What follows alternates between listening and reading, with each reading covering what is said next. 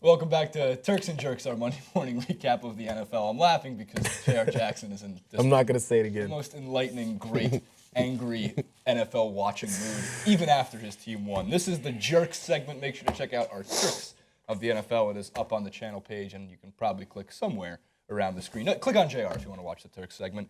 Dan, start us off, if you will, with your jerk of the week. I thought I was done with this being my jerk, but Geno Smith is back, and he's ruined the Jets season again. You automatically are throwing the Jets away just because of Geno? I never thought I would say this, but the Jets season is over. Ryan Fitzpatrick got hurt. I never thought I would say that collection of words together. It's amazing because the New York Post ran the same headline. They didn't even have enough clever. I'm just kidding. It's just awful being a Jets fan. Like, for the last 10 years, you can't even root for this team. Finally, you have a team that you can root for.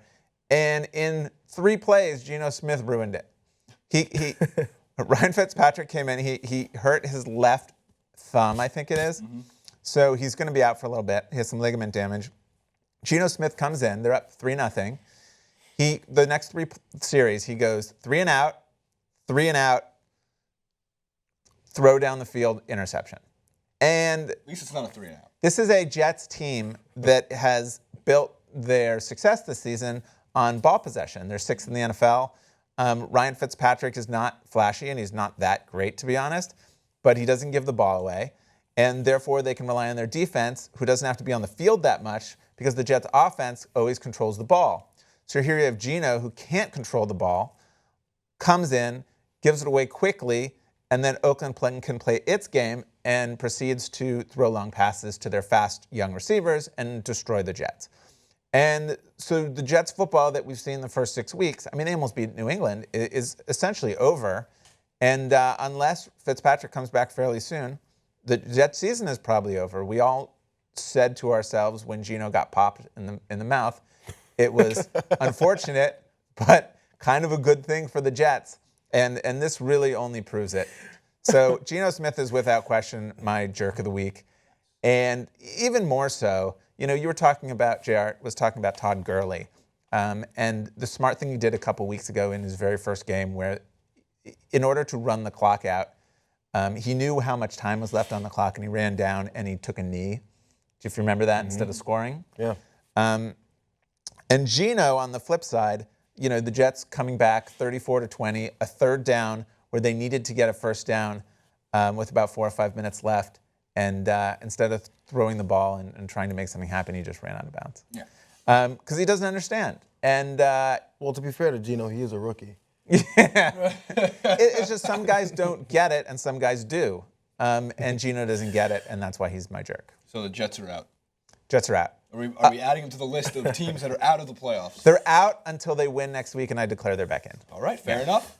Yeah. I'm only gonna be happy if as soon as Jets fans apologize for being so in love with Geno Smith coming in. Oh, finally, we're gonna get somewhere to an I don't know what AFC Championship game. I don't know which Jet fans you're friends with, but no Jet fan I know was really excited about Geno Smith at any point they wanted ever. Anyone else in there, and it didn't make any sense. I'm not going to. I want Bryce Petty in there, and I've heard he's just 2 years behind being acceptable quarterback. Bollinger, he was there a few years back. He can come back and play for the Jets. I am all in for Ken O'Brien. Right.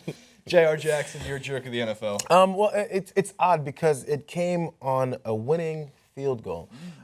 Justin Tucker of the Ravens playing against the Chargers, who played their first road game in franchise history. If you think about it, the Chargers are always at home. Every time you see a Chargers game, it's sunny, it's 75 degrees, and you go, damn it, it looks so nice in San Diego. Look at all that sunshine. Look at them wearing their baby blues. Every game the Chargers play at home. Just think about it. If you ever do a quick cursory thought, when do you picture the Chargers on the road? But do they really? Because isn't a Charger home game kind of an away game? Because they're always rooting for the other team. Like they're rooting for the Raiders, they're rooting for the Steelers, It kind of seems that way. So, sorry, side note. So the Ravens-Chargers game, last-second field goal by Justin Tucker again, 39-yard game-winning field goal, and he's so excited. He breaks into this dance. It seemed. And so as I sent you guys in the email, in 2 seconds goes from hero to the GOAT that quickly. The dance is indescribable. I really would love to be able to play it, but I'm trying to figure if it's like it starts with kind of a Dougie to a nay to a kick Oh, to you're not gonna booty. You're not gonna emulate. I don't for us know. on the show? I can't. I don't think we'll, anyone We'll put can. it in the link below. We'll put it in the link. I don't. Yeah, I don't think anyone can imitate this. This is like it was so bad. It was amazing. Like it was great. It's what you would expect from Justin Tucker, the kicker of the Baltimore Ravens. And the thing is, I'm a fan of the guys you're not expecting to do certain celebrations. Like we talked about the brash, loudmouth wide receiver characteristic that we see in NFL. Whenever you give a quiet quarterback that does like a pump or a first down thing that a lot of times receivers do. Actually, Matt Castle, let's go back to my homerisms about USC. Matt Castle had a nice little 12, 15-yard run. You don't see Matt Castle do that. And he gets up, he's very calm. Then he flashes out to this first down symbol. And I was like, what is Matt Castle doing? Stop, go back. What do you do? But it was fun to see that. But at least he did it, and I like it. Right. But so Justin Tucker doing this was funny. I'm glad he did it, but he shouldn't. Well, what I will say about Justin Tucker is that guy's one of the best kickers in the NFL. And in case you don't think kickers are important, they are. Because Baltimore wins that game when early in the season you saw kicker after kicker miss game-winning field goals and they lost. So Totally. I think it's about time we had a kicker as the time we call the NFL's GOAT, greatest of all time player, as Justin Tucker. Justin Tucker. I mean the kind of GOAT that's the GOAT, the Cubs GOAT. Oh, I thought you meant like the greatest of all time. That's what GOAT means on TYT It was the Sports. Cub that had the GOAT, right? Which curse is the GOAT? That's the Cub, That's right? Murphy. It's a Murphy. But His name is Murphy. Jason, who really is the GOAT? That's Charles Barkley. No. Actually, it's Father Time. Thank you. Father Time is the GOAT. That's a fact for sure. Yeah. It applies to almost everybody in sports except for whatever reason, Tom Brady. And maybe Peyton Manning in that matter too. So on to my jerks. For one, if we remember, a jerk of the week a couple weeks back from J.R. Jackson was the St. Louis Rams for pyrotechnics. They have not learned their lesson. Granted, the field didn't get on fire this time. This certainly doesn't look like any kind of scene you'd want to be around in St. Louis when you're coming out of the tunnel. That's 4 flamethrowers and something is on fire behind them. There's Todd Gurley, by the way. So instead of burning their field, they're trying to burn their new star. By the way, Todd Gurley loves TYT Sports so much, he saw J.R. Jackson and said, I want that hair. And he was like, now I'm going to run for 550 yards. So good for Todd Gurley, emulating the great J.R. Jackson.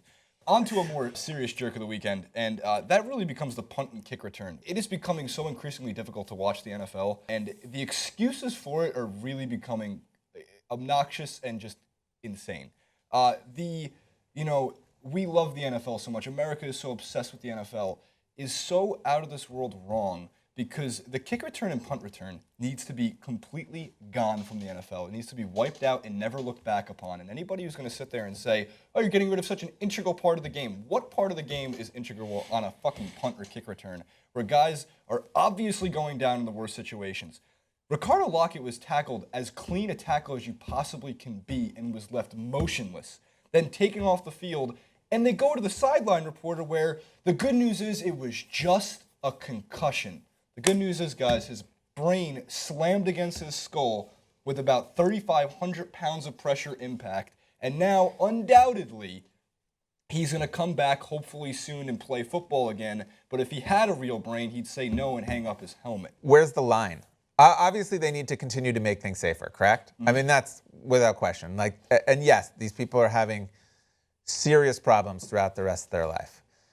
But if you get rid of the punt and kick return, won't then we move on to something else that they'll say we need to get rid of? Yeah, we should move on to getting rid of the NFL. Not so much eliminate the sport, right? Because that sounds crazy. It's eliminating the punt and kick returns. You have to go with the science on this one. And it shows that the most damage that is done is on the kick and punt return.